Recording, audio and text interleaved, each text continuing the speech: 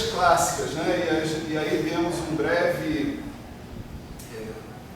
início, né, sobre essa questão das simetrias quânticas. Deixa eu só revisar rapidamente os resultados que a gente teve sobre as simetrias clássicas, né? Então a gente tem transformações de simetria, né? A gente separou em dois grupos aqui basicamente, né? As simetrias internas, né?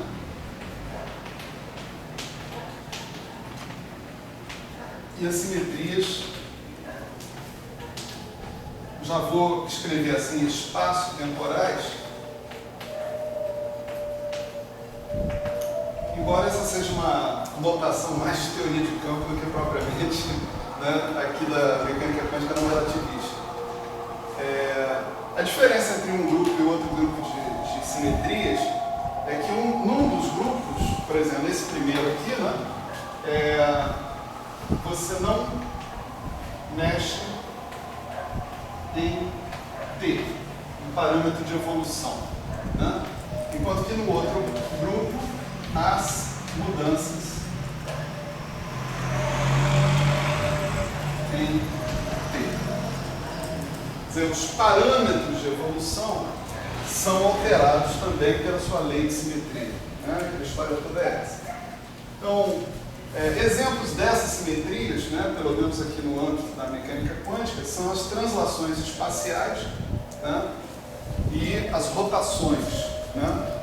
E das simetrias espaço-temporais, o exemplo mais importante, que a gente vai abordar aqui hoje também, é a simetria de translações temporais, tá certo? Então, a gente foi capaz de observar o seguinte, que, por exemplo, né, dentro do primeiro grupo, né,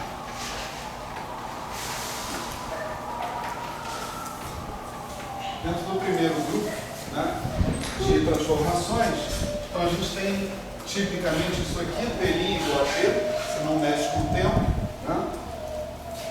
E a gente imaginou transformações nas coordenadas. Isso aqui são as coordenadas espaciais, mas podem ser coordenadas generalizadas, né?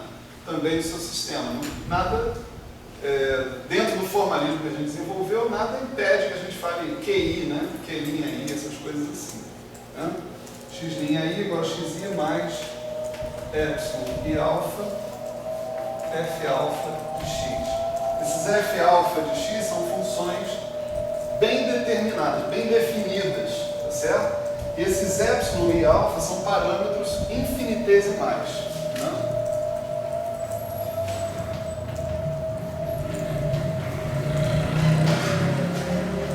Então nós estávamos falando de simetrias contínuas, naturalmente, ou seja, simetrias que a gente pode escrever como infinitesimalmente próximas, eventualmente, à identidade, né? E a gente também pode exponenciar essas simetrias, etc. e tal, né? Então, no caso dessas simetrias internas, a gente observou que podia encontrar um conjunto de quantidades conservadas em número igual ao número desses parâmetros que caracterizavam as simetrias infinitesimais, tá certo? Então, essas quantidades conservadas eram simplesmente essas aqui, né? ddt, dl, dx.i, f alfa. Né? Um detalhe muito importante, né, é que isso aqui naturalmente é uma função do x1, x2, x3, do x, né, das velocidades, etc. E essa coisa que está aqui funciona, ou seja, essa lei de composição, de conservação acontece quando você pega a configuração x de t, né, e considera essa configuração como sendo a configuração que resolve as equações de movimento, a configuração clássica do seu sistema. Só nessas circunstâncias é que essa quantidade se conserva. Você não botar isso aqui não é verdade, certo? Você não tem essa lei de conservação aí, né? A outra coisa, né, que a gente olhou, né, quer dizer, quando a gente observou agora as simetrias chamadas espaços temporais,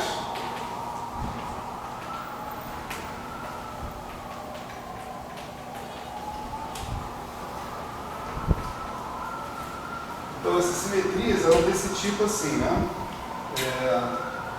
T' igual a T mais epsilon g de T, né?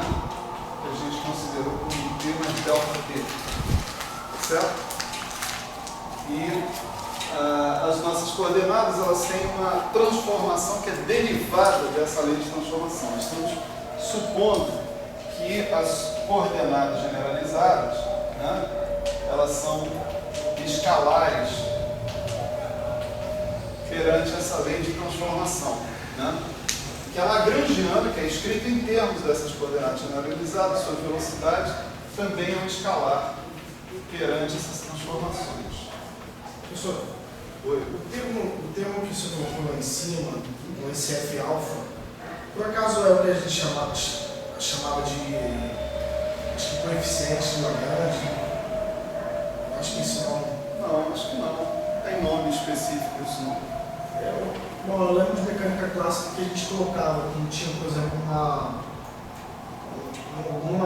alguma coisa de vínculo, uma equação de vínculo, a gente tinha que encaixar um coeficiente na equação. Não, isso aqui, olha, a gente está supondo que a gente tem uma transformação de simetria. O F-alfa define essa transformação de simetria. É a única, vamos dizer, o único vínculo que você tem sobre o F-alfa. Ele define a sua transformação de simetria, ele não representa vínculos, não necessariamente. Né? Não representa isso. Né? Então, é o que tiver aqui que vai aparecer ali. Isso foi um raciocínio, né, direto em cima da invariância da lagrangiana sobre essas transformações. A gente supôs que a lagrangiana era invariante perante essas transformações, e aí a gente obteve aquela lei de conservação que está ali, direto. Certo? Direto quer dizer, impondo que os x sejam as soluções das equações de movimento. Senão, não. Né?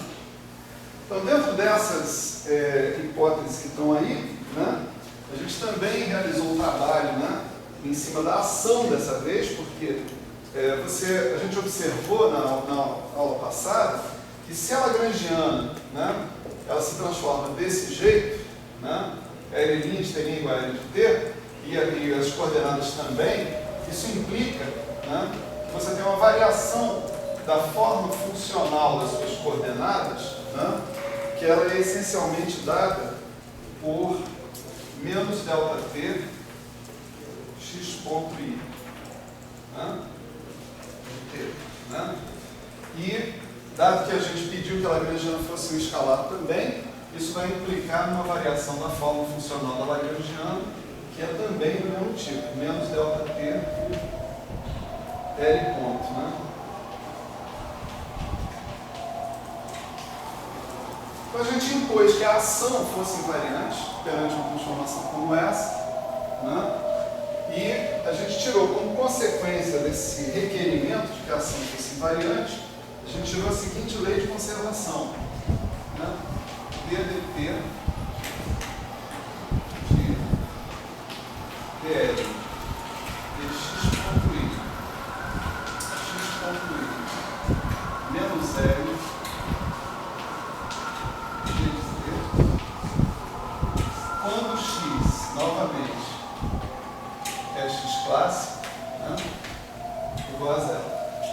Né? A gente precisa que as equações de movimento sejam satisfeitas para que isso aconteça. Né? Então, tanto né, aqui você vê que nós temos uma transformação de simetria a um parâmetro. O parâmetro é epsilon, certo? Então, correspondentemente, nós temos uma única quantidade conservada. Isso aqui é uma soma sobre I. Né? Então, temos uma única quantidade conservada. Aqui a gente tem uma lei de simetria caracterizada por, em princípio, né, 3n parâmetros. Se esse alfa pode variar de 1 a n, né, um n genérico.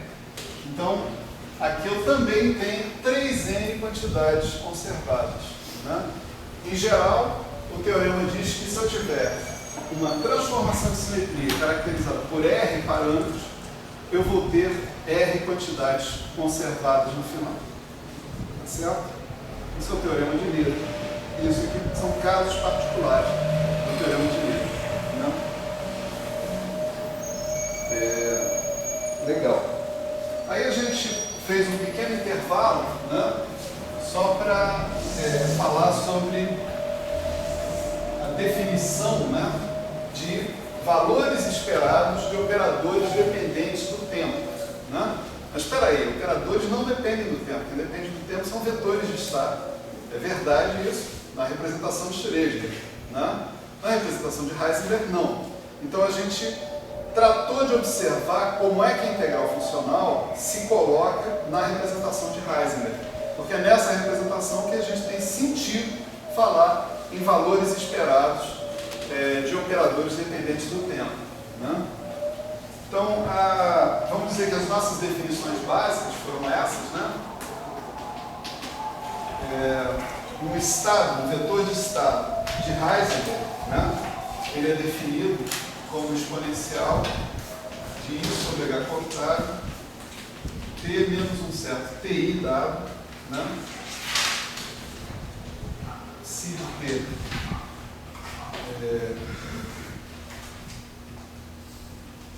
de Schrödinger, certo? Esse vetor de estado satisfaz a equação de Schrödinger, tá certo?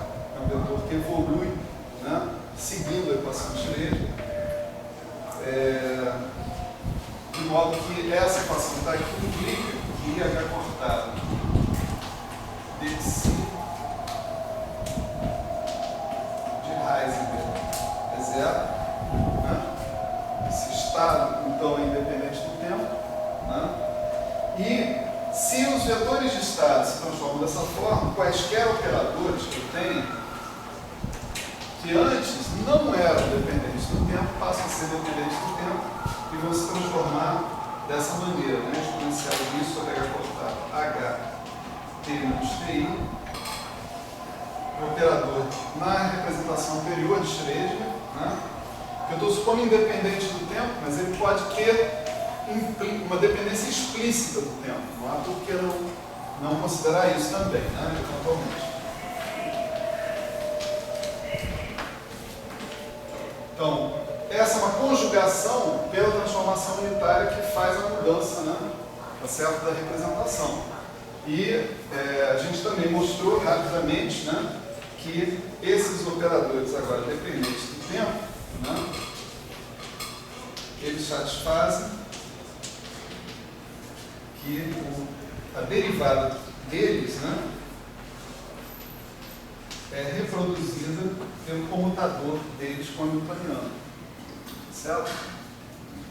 Essa equação é uma equação diferencial que dá a evolução dinâmica desse operador, o H de T. Fala. Ali em cima de tem uma coisa que você falou. Aonde? Na segunda linha. Na segunda linha. Exponencial de I. Opa! Sem H. Sem H não é solução. Não? Tá certo? Quer dizer, essas equações, né, garanto que todo mundo já estudou essas equações alguma vez na vida, né? Elas são exatamente iguais às equações de movimento clássicas, né? Pelo menos em termos de forma. Né? A diferença é que elas são equações por operadores, certo? Então, quando elas são lineares, a solução é exatamente a mesma da solução clássica. Você não tem problema nenhum para resolver. Mas quando elas são não lineares, você tem graves problemas para resolver essas equações, né? Dados todos os problemas que você tem que encarar com operadores, né? Com teoremas espectrais, com essas coisas todas. Né? Então, não são equações absolutamente simples, né, de serem resolvidas, ainda mais nesse contexto, né, operatorial. Então, tendo a representação de Heisenberg colocada, né, a gente discutiu especificamente o caso do operador de posição, né, e da equação de autovalores do operador de posição, que ela mudava para a equação de autovalores, né, na representação de Heisenberg. O nosso operador de posição ele ganhava uma dependência temporal, os autoestados dele também ganhavam uma dependência temporal, de modo que os autovalores continuavam os mesmos no final da história. Certo?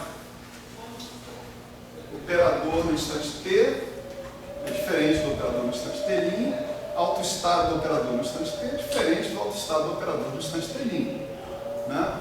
Mas há uma correspondência em instante de tempo por instante de tempo quanto aos autovalores dos operadores. São sempre os mesmos, não se alteram. Certo? A gente viu que a relação de fechamento, né, podia ser verificada, né?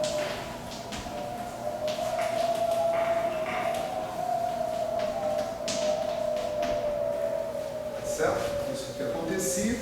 E a gente usou essa relação de fechamento para deduzir expressões relativas ao produto temporalmente ordenado de operadores de posição, o valor esperado de produtos temporalmente ordenados. Né?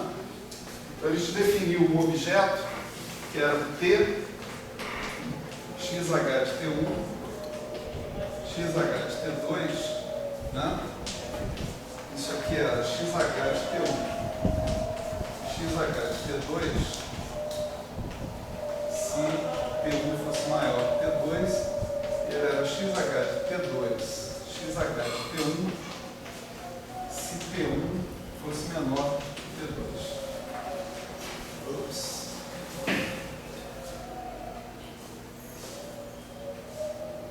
Certo? Ou seja, quem está associado com o tempo anterior atua primeiro.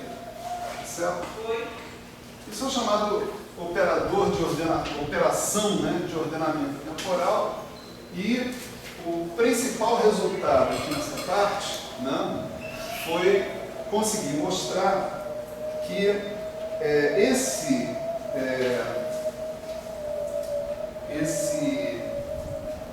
valor esperado, isso aqui de Heisler, né?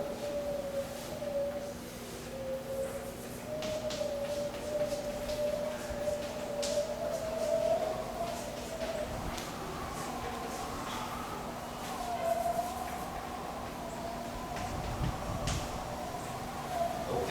Um valor esperado de um tipo de operador como esse coincidia com a integral funcional, tá certo? Onde você tinha, na verdade, você estava calculando os momentos, né, da nossa função de distribuição de probabilidade exponencial de I sobre H cortado S de X, tá certo? Em relação a variáveis específicas ali, X de T1, X de T2. Tá?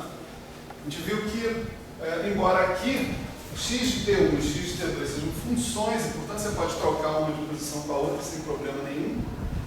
Tanto faz você calcular x de T2, x de T1, x de T1, x de T2, o resultado vai dar isso aqui. Tá certo? Vai dar sempre o produto dos operadores ordenado temporalmente. Tá certo? Então, isso nos alerta para o que acontece quando a gente considera, né, valores esperados de operadores associados a tempos diferentes. Né? Esse valor esperado tem que ser agregado, em termos da integral funcional, da operação de ordenamento temporal. Se eu tivesse T de xh de T1, xh de T2, xh de T3 até xh de Tn, isso daria integral funcional de x de T1, x de T2, x de Tn normal, integral normal. Só que essa integral normal reproduz o resultado do valor esperado da operação de ordenamento funcional, de ordenamento temporal aplicado nesse produto de operadores. Tá certo? E não do produto de operadores puro e simples em qualquer ordem do tempo. Não é assim. Não? Então, isso foi outra coisa que a gente discutiu também na aula anterior, né? E em particular, né, no final da história, a gente avançou um pouquinho para considerar valores esperados não da TA de Heisenberg, né? São estados de Heisenberg, mas sim entre os estados fundamentais, vamos dizer assim, do nosso sistema dinâmico.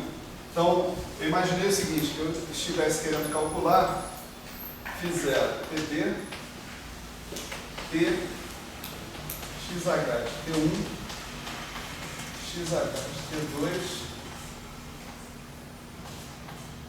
φ0, PA. Onde esse φ0 é um autoestado do hamiltoniano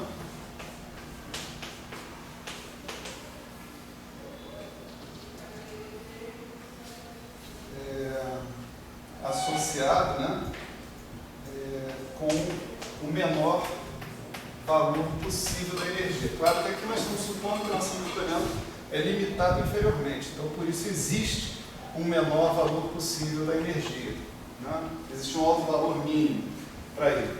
Esse φ0t, né, se eu for seguir a definição, isso aqui de Heisenberg, naturalmente, né, isso aqui de Heisenberg, se eu for seguir essa definição que eu acabei de dar ali para um estado de Heisenberg, isso daqui é exponencial de I sobre H cortada, H,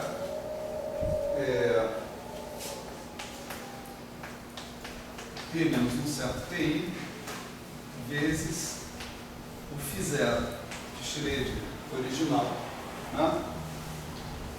Mas como esse cara é um autoestado do hamiltoniano, né, esse operador atuando nesse cara simplesmente nos fornece uma fase, né? Exponencial de I sobre H cortada, H não, E0, T menos TI, né? E aqui a gente tem o φ0 S, né? Portanto, o estado de Heisenberg, né, ele difere do estado de Schrödinger simplesmente por uma fase, tá certo? Isso é uma outra maneira de dizer que autoestados do hamiltoniano não evoluem, tá certo? Eles essencialmente não evoluem. Evoluir por uma fase não é evoluir, né?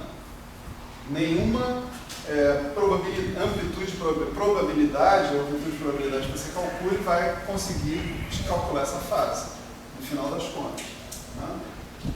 É claro que se você combinar dois caras desses, cada um vai evoluir pela sua fase, e aí a combinação linear dos dois evolui não trivialmente no tempo, né? A fase na qual o cara evolui depende do E0 que é associado com o φ0, né? O E1 vai evoluir com o E1, então é uma fase diferente, né? Portanto, mas uma combinação linear desses caras não é um autoestado hamiltoniano, e por isso ele pode evoluir, né? Autoestados do hamiltoniano não evoluem. Você pode se livrar dessa fase simplesmente escolhendo, já que o cara, em qualquer tempo t, ele difere daquele do tempo ti por uma fase proporcional a t menos ti, você escolhe o ti igual a t genérico e acabou, tá certo? O tempo t que você quiser, né?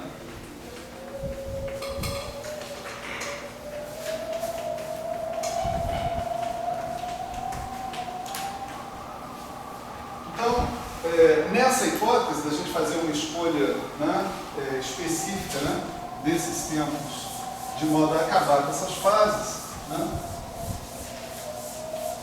esse valor esperado aqui no vácuo, né, desse produto temporalmente ordenado, a gente conseguiu relacionar com a integral funcional da seguinte maneira, né?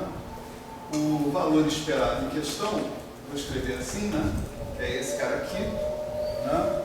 Ele é integral de dx, dx' do φ0 estrela de x', φ0 de x, vezes integral de dx, de x de t1, x de t2, exponencial de isso sobre h s de x. Certo?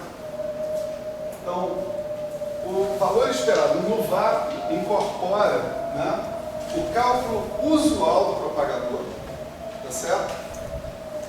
Desculpe, propagador não, dessa desse momento, né, duplo, né, por exemplo, do propagador, a integral de x de t1, x de t2 vezes a função de distribuição, e mais as funções de onda do estado fundamental que você tiver que usar, tá certo?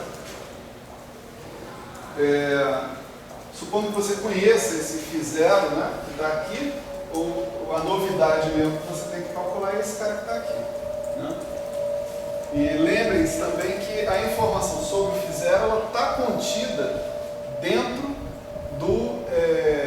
da expressão do propagador. Você pode, usando um procedimento esperto, né, de limite, você pode extrair todas as autofunções do Hamiltoniano, todas as autoenergias, né, todas as energias, né, da expressão do propagador. Então, em princípio, essa expressão que está aqui, se você sabe calcular a integral funcional, ela é completamente bem definida, né, para a gente. Né? Essa integral de dx1, dx2, né, desculpa, x de t1, x de t2, a gente também soube representar, né, em termos, né,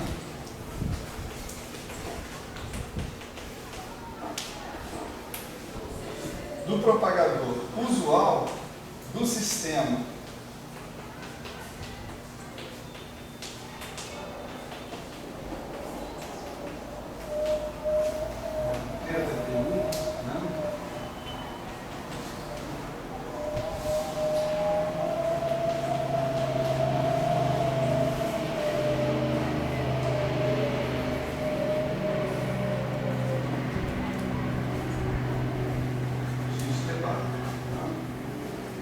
claro, tudo isso calculado com J igual a zero no final.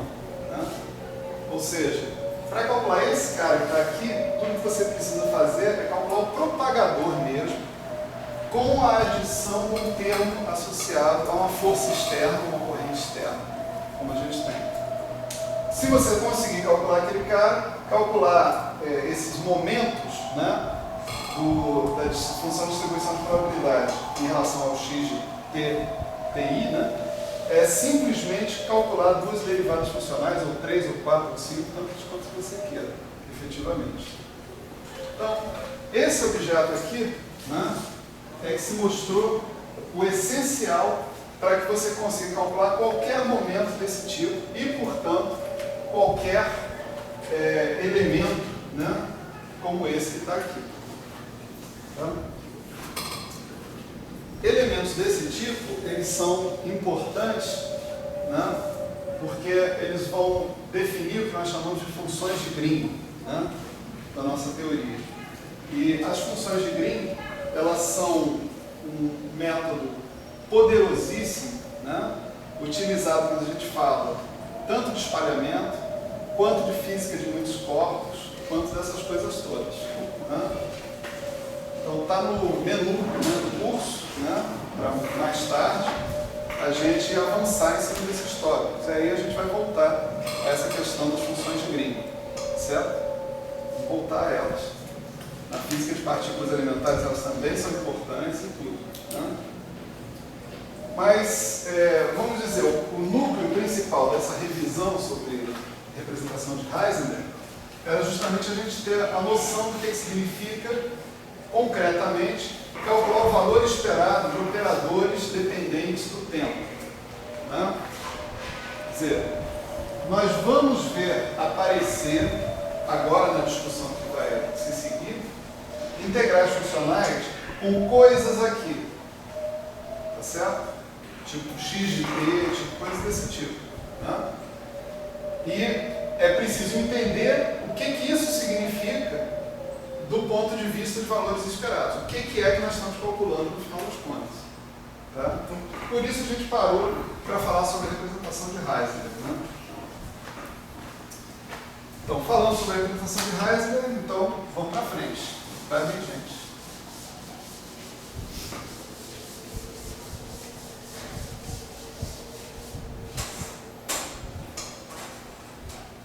Então, o que a gente vai considerar agora é uma espécie, né, de análogo quântico do teorema de Noether. Né? Então, vamos chamar aqui de teorema de Noether quântico. Certo? Então a gente já viu que o objeto fundamental, né, que a gente considera, né, para cima e para baixo, é o propagador. Né? O propagador é que nos dá a evolução temporal, ou seja, se eu conheço o propagador, eu sei sair da função de onda no tempo t0 e chegar na função de onda no tempo t. Esse é o problema dinâmico essencial da mecânica quântica. Ele não é só da mecânica quântica, é da física. Né? Como sair de t0 e chegar em t. Né? Esse é o problema total. Se o propagador responde isso, o propagador responde tudo. Né?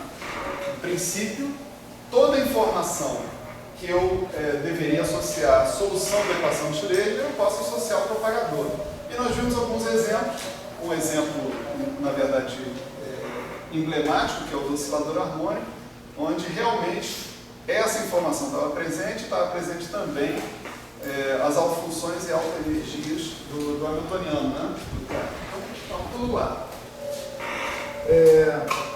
Como eu antecipei para vocês, né, na mecânica quântica, na formulação canônica, nós tratamos a simetria de uma maneira razoavelmente simples, né? Mais simples, inclusive, do que no teorema de Noether, né, clássico, que a gente viu. A maneira simples é a seguinte: se eu tenho uma simetria, essa simetria tem que estar relacionada a um operador unitário, que atua no meu espaço de Hilbert, ou unitário ou anti-unitário. Se for uma simetria contínua, tem que ser um operador unitário mesmo, né? Um anti-unitário não pode. Né? Estando essa simetria relacionada a um operador unitário, eu tenho que ter a condição de que esse operador comute com o hamiltoniano. Por quê? Ele comutar com o hamiltoniano significa que a evolução dinâmica do sistema não identifica, né, ou não quebra essa simetria. Você fazer a operação de simetria e depois evoluir é a mesma coisa que evoluir e depois fazer a operação de simetria.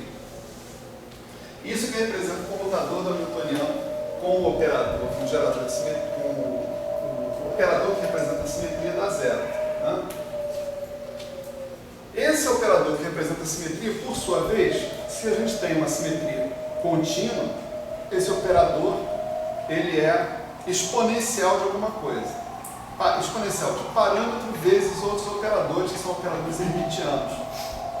Para que o operador original comute com o hamiltoniano, é preciso que esses operadores hermitianos, que geram a simetria, comutem com o hamiltoniano. Então, estou dizendo o seguinte: se eu tenho um operador unitário que está associado com a simetria contínua,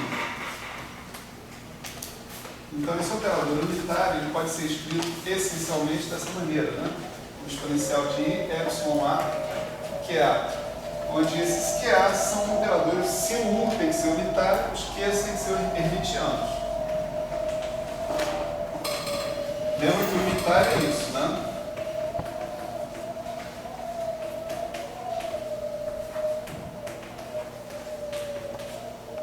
Certo? Então, essa condição de unitariedade implica na condição de hermeticidade. Se o U comuta com o hamiltoniano, né, isso vai implicar que esses Qs comutam com o hamiltoniano. Essa equação aqui tem duas leituras, ou essa, tanto faz. Numa leitura, você lê o seguinte: o hamiltoniano, os QAs são constantes de movimento, são preservados pela evolução temporal do sistema. Na representação de Schrödinger, você vai dizer que o valor esperado dos QAs no estado arbitrário é uma constante, ddt nesse cara é zero. Né? Na representação de Heisenberg, o QA vai ser um QA de t, né? E você vai ter que o QA de t é constante, ddt do QA de t é zero também. Né? A outra leitura, né, que você pode fazer disso daqui é o contrário. É você dizer o seguinte: o hamiltoniano do nosso sistema é simétrico perante aquela transformação. E como função de x, de p, etc., se eu fizer a transformação em x e p, o hamiltoniano fica invariante. Por quê? Porque o hamiltoniano, em termos canônicos, ele é o gerador das transformações, da evolução dinâmica, ele é o gerador das translações temporais do sistema.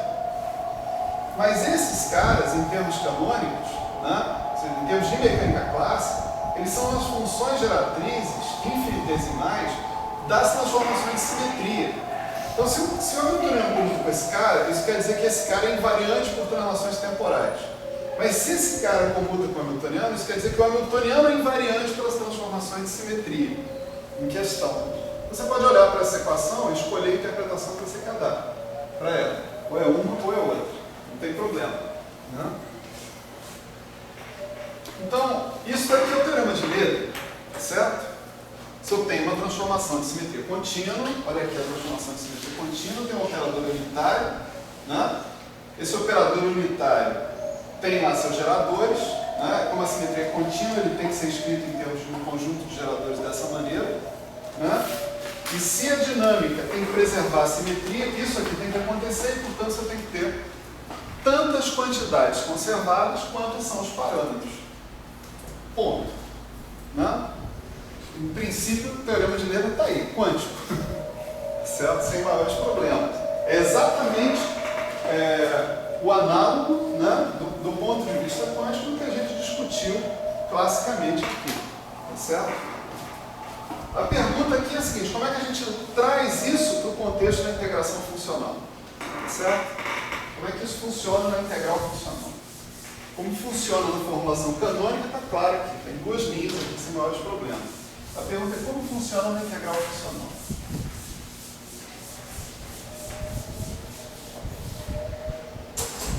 E uma coisa que vocês saíssem desse curso sempre lembrando, né? Posso estar errado, certo? Mas é o meu ponto de vista sobre a integral funcional. A integral funcional é uma integral, tá certo? Então você pode fazer essa integral do jeito que você quiser, certo? Isso até agora, na minha carreira, na minha vida, tem dado certo. Não sei se vai dar certo para sempre, tá certo? Mas até agora tem dado certo.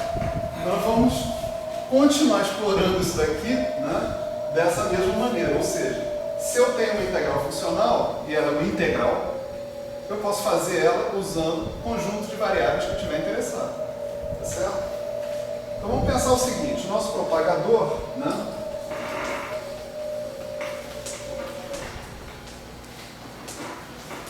ele né, aquilo lá, né, na representação de Heisenberg, ele é isso aqui, né? XB, né? Eu estou colocando um índice I aqui, eu estou saindo de uma dimensão, porque senão não tem graça discutir rotações, por exemplo. Em uma dimensão não dá para rodar nada, né? A gente precisa de pelo menos duas dimensões. Se tem duas dimensões, bota 3 logo de uma vez, não tem problema, né?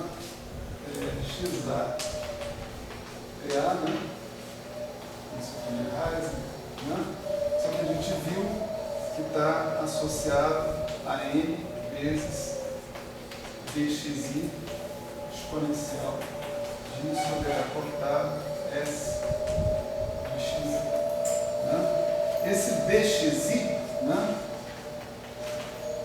a gente está definindo como sendo isso aqui: dx1, dx2, dx3. Então, estamos apresentando a nossa primeira integral funcional múltipla. Certo? Mas não tem nada demais. Simplesmente você imagina que você depende de 3 funções e não de uma, né? E você tem que integrar sobre todas essas funções, né? Do ponto de vista físico está tudo maravilhoso. O problema é do ponto de vista matemático. Mas isso já estava ruim antes.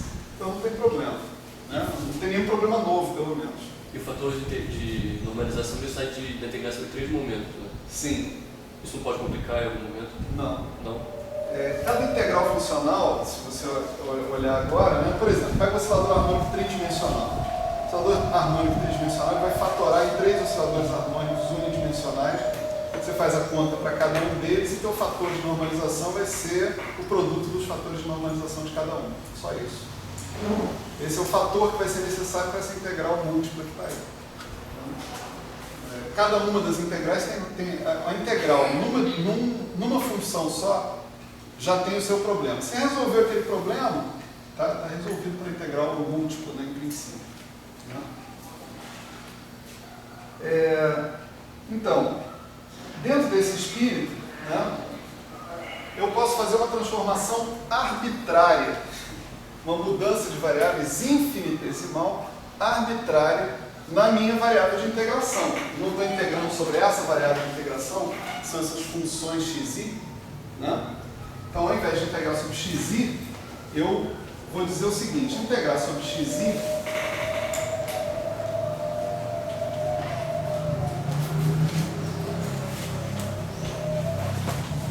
é a mesma coisa que integrar sobre xi mais delta xi.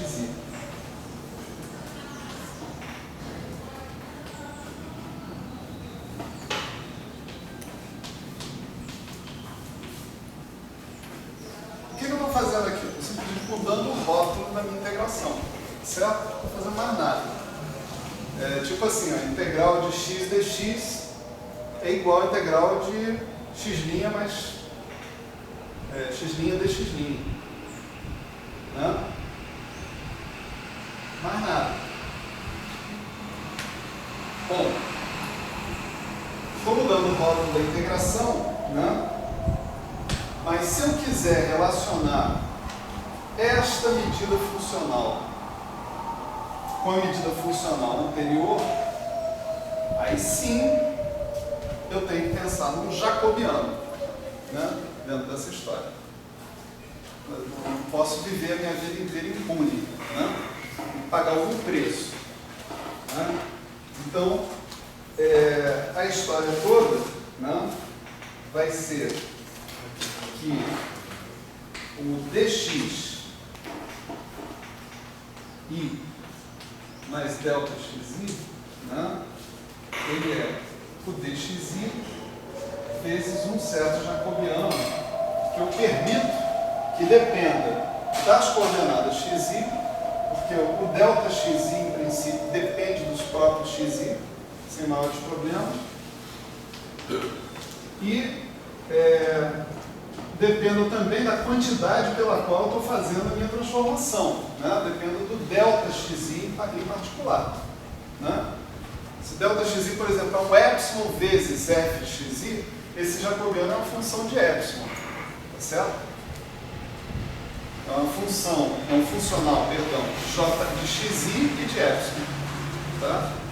Agora, esse delta xi, por hipótese, ele é infinitesimal. Tá?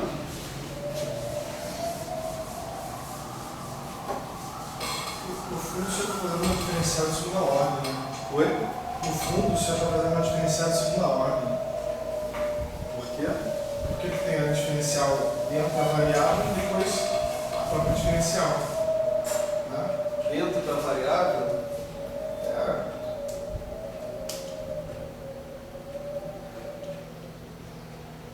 Não, aqui eu estou considerando uma variação. Esse delta xi não é infinitesimal? Ele é infinitesimal. Ele é, por exemplo, do tipo epsilon i, alfa, g alfa de x. Qualquer coisa, ele é alguma coisa. Esse epsilon i alfa vai me dar o caráter infinitesimal. Vamos dizer, esses parâmetros são parâmetros fixos e infinitesimais. Né? Mas esse negócio de ser de primeira e de segunda ordem é crucial, mas nós vamos ver aqui como é que isso... Ainda não vimos isso aparecer. Né? Tá certo? Então, olha só.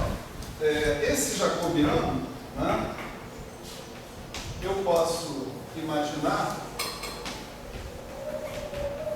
uma expansão funcional desse jacobiano em função desse delta xi que está aqui, poder eventualmente ser zero. Né? Então, esse jacobiano ele vai ser o j de xi zero mais a integral, né, em bt de dj de delta xi vezes delta xi, né? Em delta xi igual a zero. Certo? Bom, quanto vale isso aqui? Ó, j de xi zero, né? Vale 1, né? Isso aí significa que eu não fiz a transformação em questão. Então, o nosso jacobiano eu vou escrever genericamente dessa forma. Ele é 1 mais, na verdade, é conveniente para mim colocar menos I sobre H cortado, integral em dt de delta xi vezes 1 certo AI de xi, né? Que é o resultado dessa derivada funcional calculada em delta xi igual a zero. Certo? Esse AI de xi, né? Nós estamos escrevendo como sendo H cortado sobre I menos H cortado sobre I dj de delta xi em delta xi igual a zero. Certo? Então, se eu estou falando de uma mudança de variáveis em infinitesimal, né, isso aí já está me dando a pista de que eu vou querer considerar só os termos de primeira ordem dentro dessa história. Certo? Claro que eu posso andar mais aqui na expansão desse jacobiano, né? Posso fazer mais coisas aqui, né? Segunda ordem, terceira ordem, até o infinito, né? Não tem problema, né? Mas, para o propósito que eu estou querendo seguir, essa expansão parando em primeira ordem está bom para mim, por enquanto. A gente vai ver por quê, né?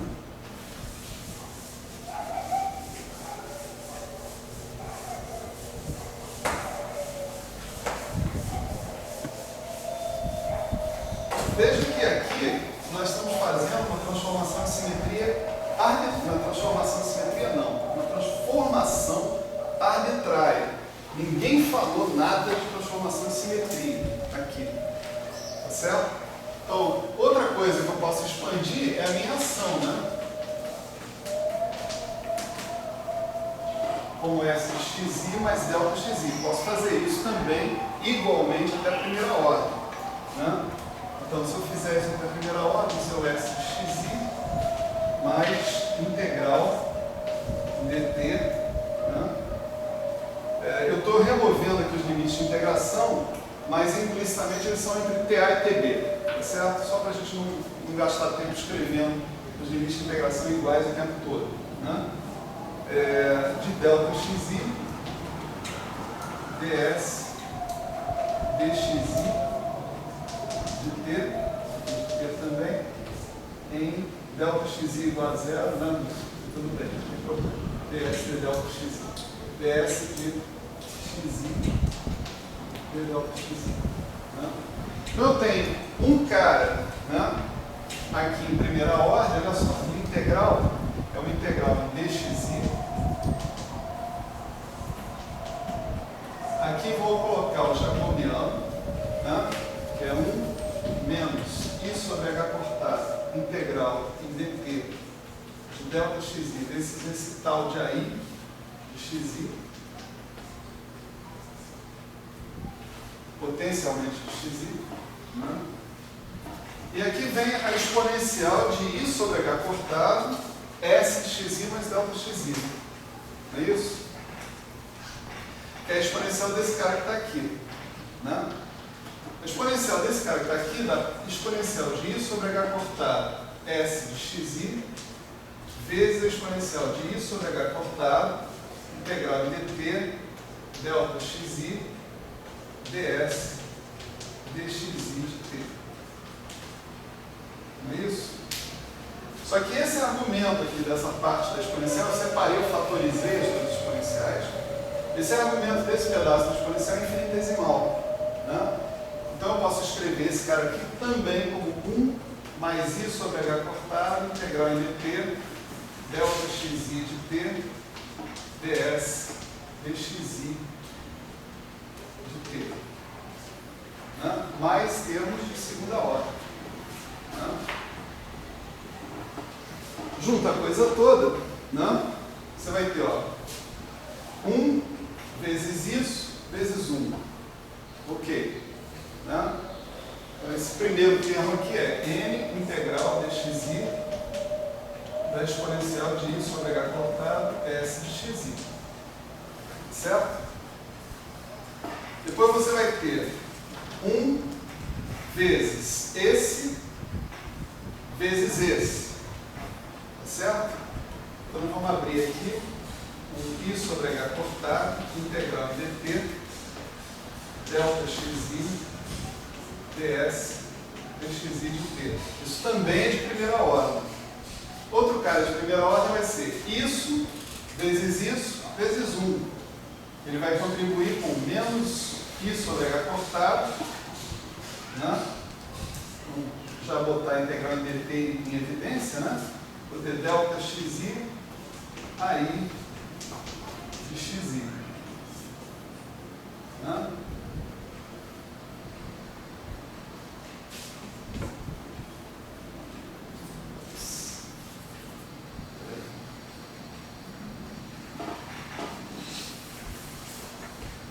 Faltou escrever a própria integral, né?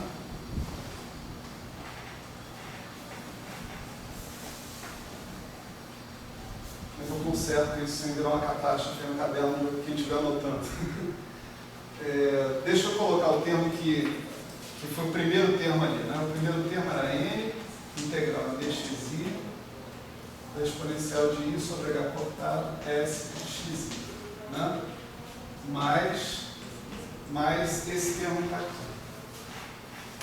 Esse resultado que está aqui, né? Em cima, vem para essa linha de baixo. Isso mais isso. Né? Bom, da onde você saiu? Você saiu daqui, ó. Né? Então, aquilo que você começou a calcular é a mesma coisa que está aqui, mais alguma coisa. Então, essa alguma coisa que está sobrando tem que dar zero. Né? Então, conclusão.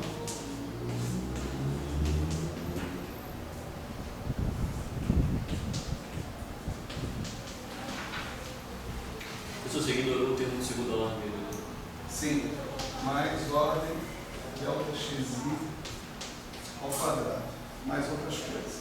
Mas, mesmo ignorando o termo de segunda ordem, isso aqui é uma verdade eterna, que a gente obtém em primeira ordem, tá certo?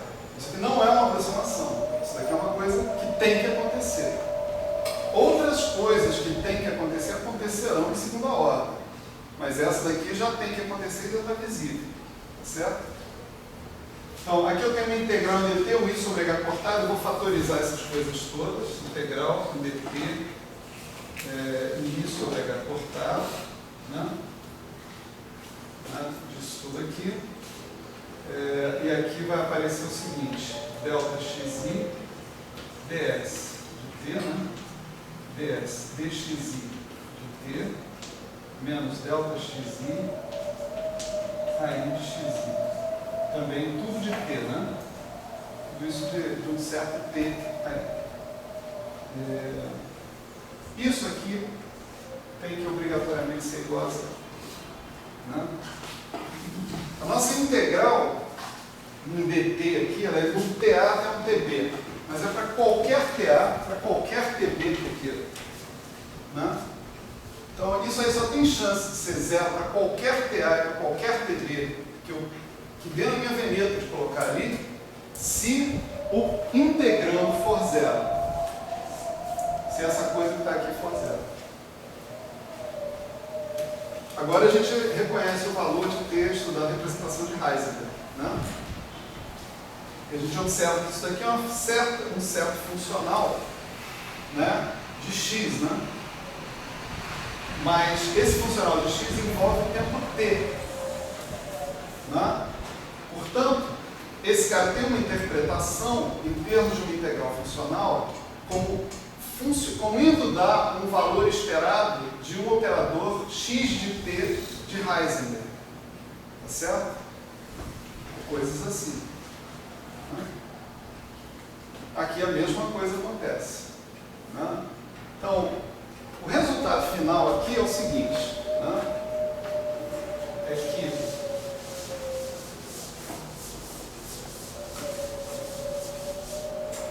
a primeira integral funcional de ΔXi ds dxi, né, ela representa exatamente isso daqui, xdtd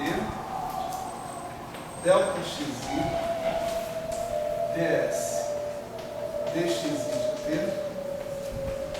xata, certo? A segunda integral é a mesma coisa, só com aquele outro operador. Eu vou passar para o outro lado, né? Isso aqui vai ter que ser xd ΔXi aí de t xata. Aqui é tudo i, né? Então, o que a gente obteve ali foi uma afirmação sobre valores esperados na representação de Heisenberg desses operadores. Aqui eu posso escrever ainda adicionalmente assim, né? Os operadores de Heisenberg. Tá certo? Maravilha. Né? Vocês observem o seguinte, que se eu estivesse simplesmente falando de mecânica clássica, ds dxi de t, né, seria zero. Né? Quando eu estivesse trabalhando com a trajetória clássica. Né? Os meus operadores de Heisenberg, em princípio, deveriam satisfazer, né, as equações de Heisenberg, vamos dizer assim. Né? Então, a existência de um termo desse tipo aqui, desse outro lado, é, no mínimo, constrangedora. Né? Tá certo? Porque esse termo que está aí, né, ele mede para nós exatamente o quanto que a medida funcional não é invariante pela transformação genérica que a gente imaginou lá. Certo? Ele mede para nós exatamente isso. A teoria quântica de campos já conhece esses objetos aqui há muito tempo, né? Mais especificamente desde 1968, 69. E eles são chamados de anomalias. Né? É isso que é anomalia. Legal. Você ainda vai ver mais claramente o porquê do nome anomalia. E é isso que o senhor trabalha, né? É isso que eu trabalho. Anomalia, legal. Você vê diretamente qual é a origem disso. Aqui, né? Nesse raciocínio rápido da gente. A origem disso é que a sua medida funcional, potencialmente, não é invariante pela transformação que você fez. Ela não tem obrigação de ser. Né? Você tem que definir a sua medida funcional, e uma vez definindo ela, você tem que verificar se a medida que você definiu é invariante perante a transformação que você fez ou não. Né? Uma coisa importante lá na teoria de campos é que algumas medidas funcionais não conseguem ser definidas de modo a serem invariantes sobre alguns tipos de transformações muito importantes. Mas vamos falar mais sobre o assunto aqui, né? E para a gente entender melhor o que está acontecendo ali naquela história, e depois a gente volta para essa questão das anomalias. Né? Mas eu estou dando um nome aqui para poder falar de A já como anomalia, diretamente. Certo? Então você observa o seguinte.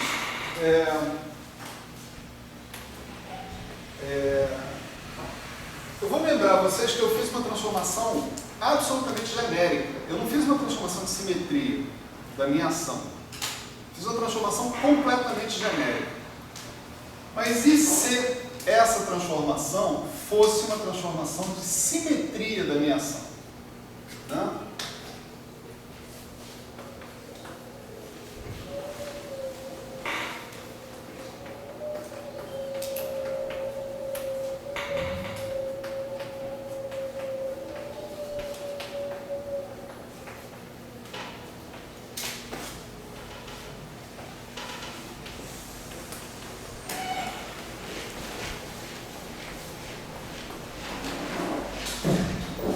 que aconteceria? Né? Na nossa experiência lá com o teorema de Noether, né, a gente observou o seguinte: se eu tiver uma transformação de simetria da ação, a ação no máximo vai mudar por um termo de superfície. Tá certo?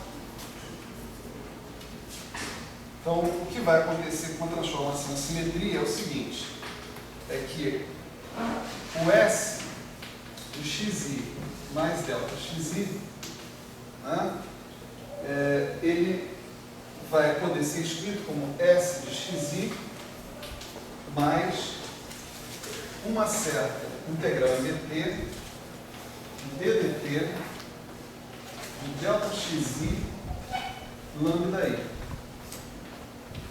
Tá certo? Eu não sei quem é lambda i, né? Mas eu quero dizer o seguinte: se eu tiver uma transformação de simetria, eu espero que a minha ação mude perante essa transformação, no máximo, por uma derivada total. Por quê? Porque a gente sabe que se a ação muda para uma derivada total, se ela grangiana muda para uma derivada total, as equações de movimento do sistema permanecem idênticas. Essa é uma condição para que a gente tenha uma simetria. Certo? Não muda as equações de movimento. O que vai resultar disso daqui? Vai resultar esse objeto calculado em TB menos esse objeto calculado em TA. Mas isso são constantes, tá? Que não estão sujeitas à variação. Quando eu faço a variação da ação, isso aí vai embora. Tá certo? Bom, por outro lado, né, acontece o seguinte, né?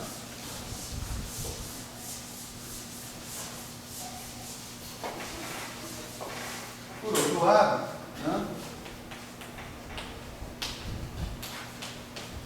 o S de xi mais delta xi, ele é o S de xi mais a integral em dt de delta xi ds delta xi.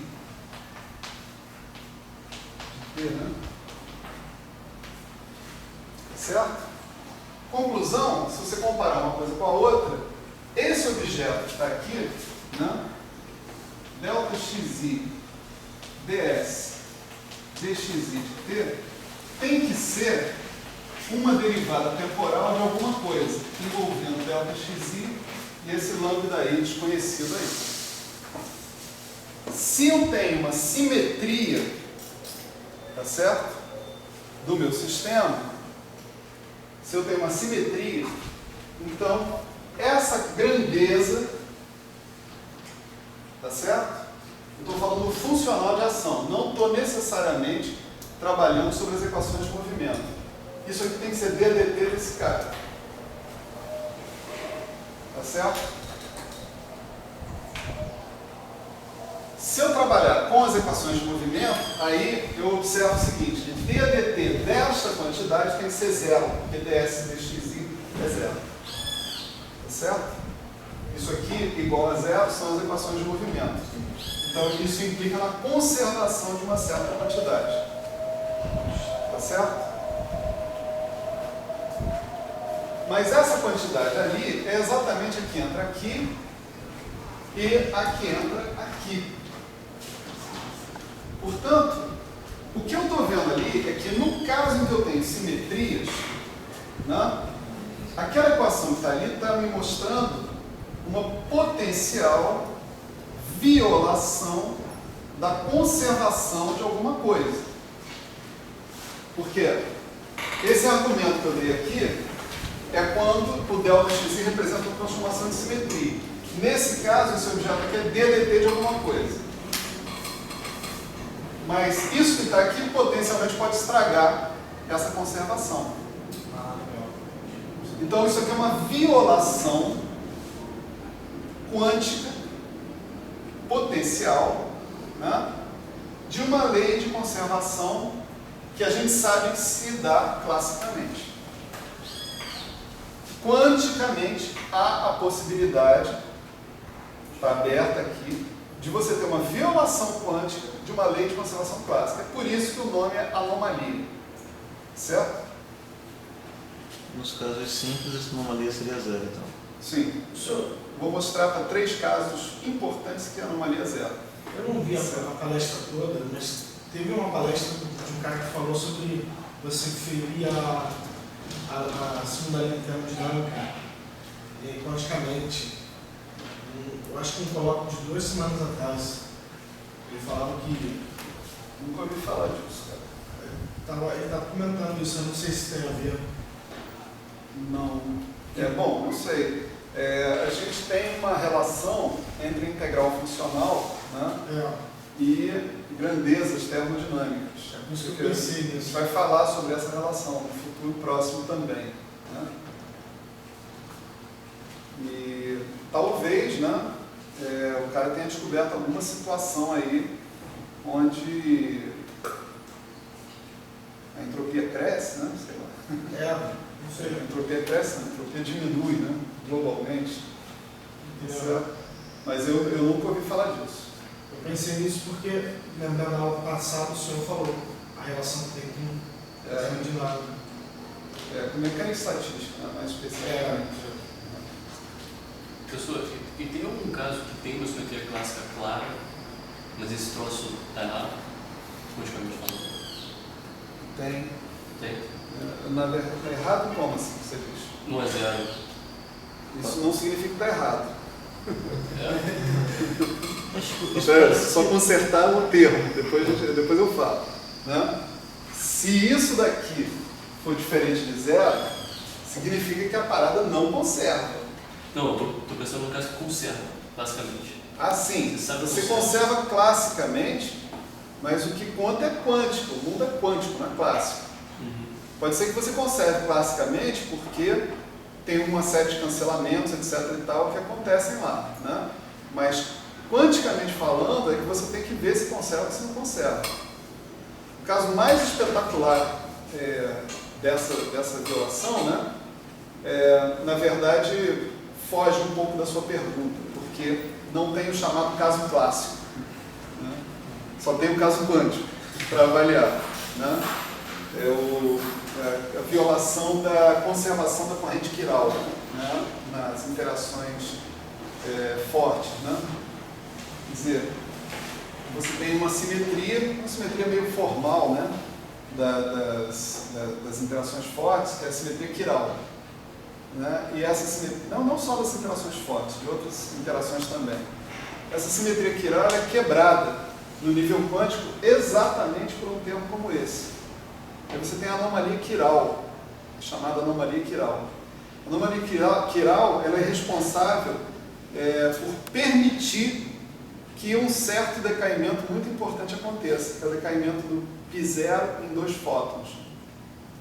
Se não houvesse anomalia quiral, o π0 não poderia decair em 2 fótons, porque isso classicamente, assim, se você olhar para o operador, né, e pensar no campo clássico associado com ele, o campo clássico é tal que conserva a simetria quiral, conserva a chamada corrente quiral. Tem uma lei de conservação lá.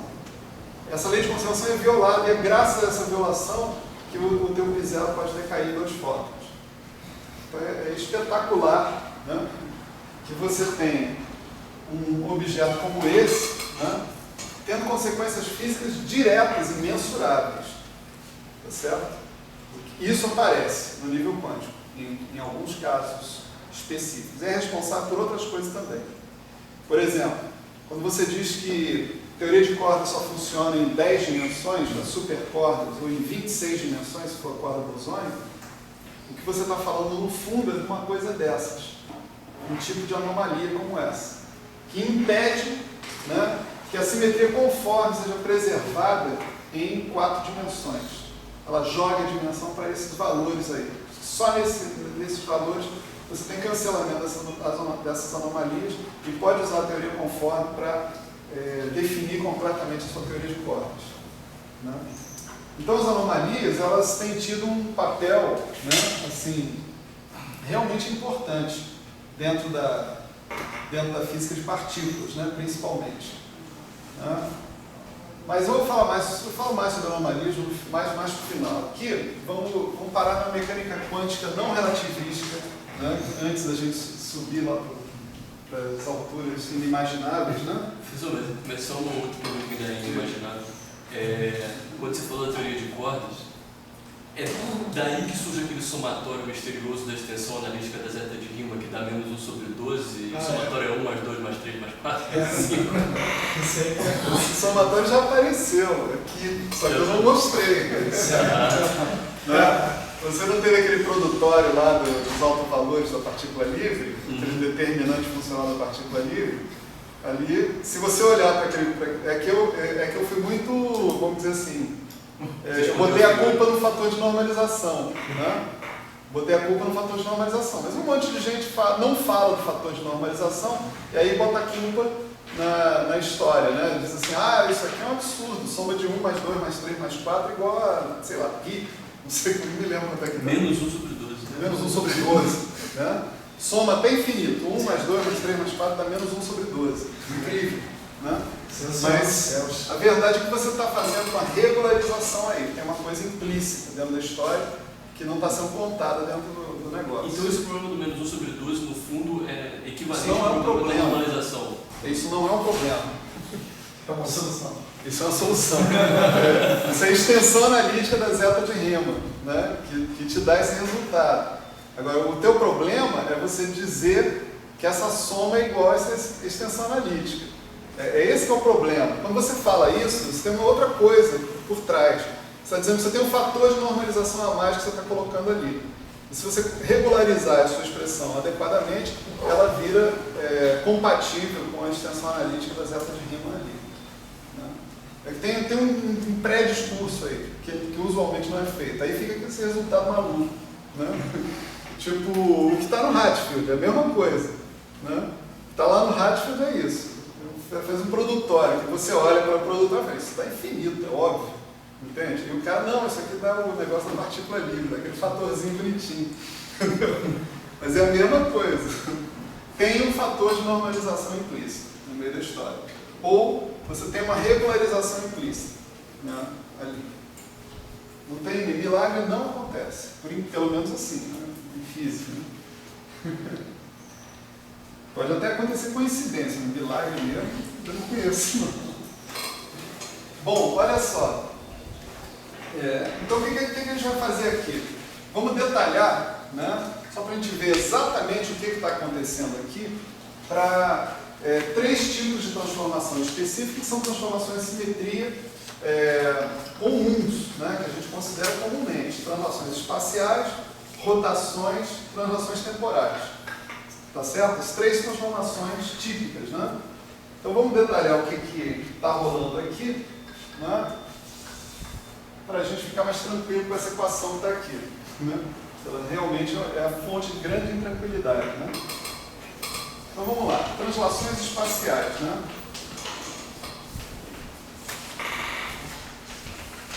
Então eu vou dar uma transformação, né? E vou dar uma lagrangiana, uma ação que seja invariante perante essa transformação, naturalmente, para a gente poder explorar o que está acontecendo. Né? A transformação de translação espacial é ΔXi igual a εi. Né? Xi vai em xi mais εi, onde epsilon é global, né? Constante, né? Infinitesimal, né? E independente do tempo. Então, a ação típica, né, que a gente conhece, que é invariante por translações espaciais, né, é essa aqui, né? Essa ação da partícula livre, né, por exemplo.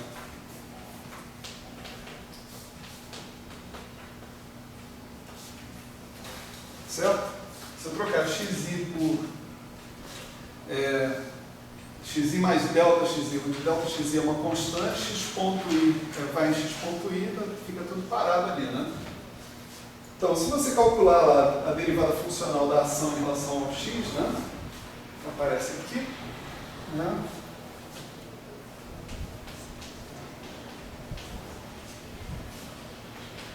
Isso vai me dar menos, né? Vamos fazer devagarinho.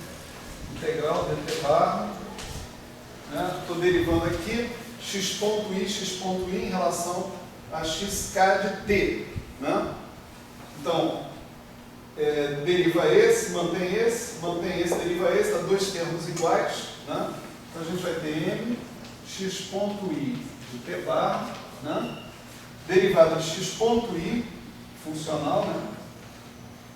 Em relação a xk de t. Agora, tem o x ponto é o d dt bar, esse d dt bar sai da nossa derivada funcional, xi de t bar em relação a xk de t. Né? Eu estou, né? Um dia a gente não vai mais fazer derivada funcional devagarinho, certo? Mas esse dia ainda não chegou.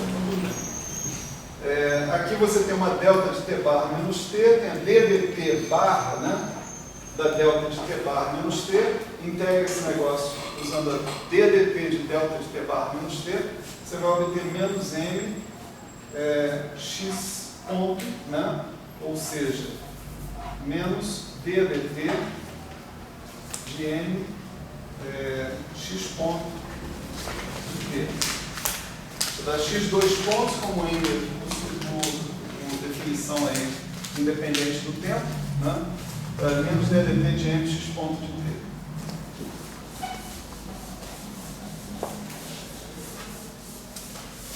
Esse aí que praticamente não tem graça, né? Então, esse operador que está aqui, né, que vai aparecer ali, vai aparecer assim, xb, tb, delta xi, que é o epsilon i, né?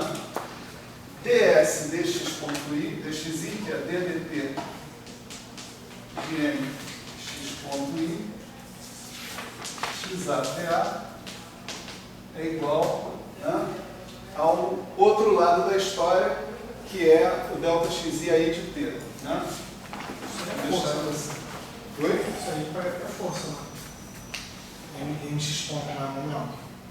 Você está com a partícula livre, então não tem força. Está livre? A ação que a gente escolheu foi uma ação invariante translacional no espaço. Se eu botar um potencial ali, por exemplo, não é mais invariante translacional no espaço. Certo? Quebra essa invariância translacional. Tá? Eu poderia manter, né, um potencial ali, mas o potencial aí eu teria que ter diferenças, né, das posições de várias partículas, por exemplo. Aí eu tenho um potencial invariante translacional. Né? E aí eu vou ter conservação de momento, etc. Aqui não, aqui é o exemplo mais simples, né, que a gente colocou foi da partícula livre. Isso aqui é diretamente invariante translacional. Né? Bom, então para saber se isso aqui é zero ou não é zero, o que você tem que calcular? Tem que calcular esse jacobiano aqui, né? Esse A, em relação às translações. Né? Mas o nosso jacobiano de translações, ele é uma translação na medida. Né? Você está aqui d de xi mais epsilon i. Isso aqui é, obviamente, d de xi, porque a gente considerou, né, a medida invariante translacional, desde o início. Né? Quer dizer, aqui você está fazendo xi de t mais epsilon i, que não é de t, é uma constante mesmo, inclusive. Né? Então o teu dx dxi, né, produtório em, vamos dizer, k de t, xi, k. Então, para cada k, você está fazendo isso aqui, xk de t, está substituindo por xk de t mais epsilon i. Esse cara aqui é, obviamente, invariante. Né? Então, se dxi mais epsilon i é igual a dxi, porque isso é invariante translacional, então o seu jacobiano é 1 e a sua variação em primeira ordem do jacobiano é 0. Certo? Conclusão, isso aqui é 0 mesmo. Né? Sem perigo. Né? Você chama mx.i de momento, né? Essa grandeza, esse operador, né? Na representação de Heisenberg de momento, esse objeto se conserva, né? Como era esperado. Né? Eu vejo uma coisa estranha. Isso aí parece estar dizendo que não vai ter anomalia sempre que você tiver uma translação espacial, não importa qual seja a ação. Sim. Isso está dizendo exatamente isso. Quer dizer, esse lado dessa equação não vai ser levado em consideração. Agora, o que você tem que levar em consideração, esse foi um dos motivos por que a aula foi cancelada na sexta-feira, né? É que quando você fizer a tal translação espacial, tem mais termos aqui que vão quebrar essa simetria de translação espacial, que é o V, né? V de x. Então, o V de x vai em V de x mais εi dv dx. Não é isso? dv dxi. Se você tivesse aqui um V de xi, né? Não anota, por favor. Vou apagar isso aqui cuidadosamente daqui a pouco. Né? Se você fizesse o V de xi e para V de xi mais εi, esse cara virava V de xi. Quando você calculasse a derivada funcional, você ia adicionar um termo aqui que era menos dv dxi εi. Então, essa derivada funcional que você colocou aqui não ia ser só εi ddt de mx ponto i, mas ia ser εi ddt de mx ponto i menos dv dxi. Então, o que você ia obter aqui era exatamente a lei de Newton. Né? ddt disso daqui era dv dxi. A anomalia não tem nada a adicionar à lei de Newton. Então a anomalia não nos dá informação sobre invariância, na verdade. Ela, tipo, se não existe anomalia, não quer dizer que tem invariância. Porque a invariância tem a ver com outra coisa. Vamos devagar, vamos voltar um pouco para trás. Né? Todo o nosso raciocínio, né, a obtenção dessa equação que está aqui, foi feita para transformações que não necessariamente sejam simetrias. O que você está falando aqui é de uma situação onde esta transformação não é uma simetria. O que acontece? Né? Quando você faz isso, você encontra as equações de movimento do seu sistema. Na verdade, você encontra uma relação entre valores esperados, que é exatamente as equações de Heisenberg. Né? É isso que você encontra. Mas isso a gente já antecipou lá no passado distante, a essa altura do curso, eu já falei que quando a gente faz a invariância translacional, quando a gente supõe a invariância translacional da medida, você sempre obtém que a derivada funcional, a integral funcional de uma derivada funcional dá zero. A derivada funcional nesse caso é a derivada funcional em relação a x e integrada em dxi. Derivada funcional da ação em relação a xi integrada em dxi. O delta xi é constante, pode sair da integral funcional. Você termina exatamente com esse caso. Isso aí é zero por invariância translacional da medida, direto. Isso aí é um caso particular do que a gente estava falando lá. Então, essa anomalia, no caso de simetria de translações, ela não está presente, simplesmente. E ela, na verdade, ela vai dizer alguma coisa sobre simetrias quando os delta xi forem simetrias. Tá certo? Quando eles não forem simetrias, ela vai dizer sobre o comportamento da medida, sobre aquela transformação específica. É isso que ela vai falar. Né? Aí você talvez não tenha nem o direito de chamar o cara de anomalia. Né? Você não tem nada que deveria ser conservado mesmo, então não tem problema. Né? Então esse primeiro exemplo das translações espaciais é um exemplo para lá de simples, né? Mas ele já elucida um pouquinho qual é o papel daquele termo anômalo lá. Tá certo? Ele não tem como função te dar a segunda lei de Newton, a força, nada disso. Tá certo? Ele é uma correção quântica a algum tipo de lei clássica. Todas as leis clássicas que você precisa estão aqui, nesse lugar aqui, nesse termo. Né? Beleza, vamos falar de outro exemplo então.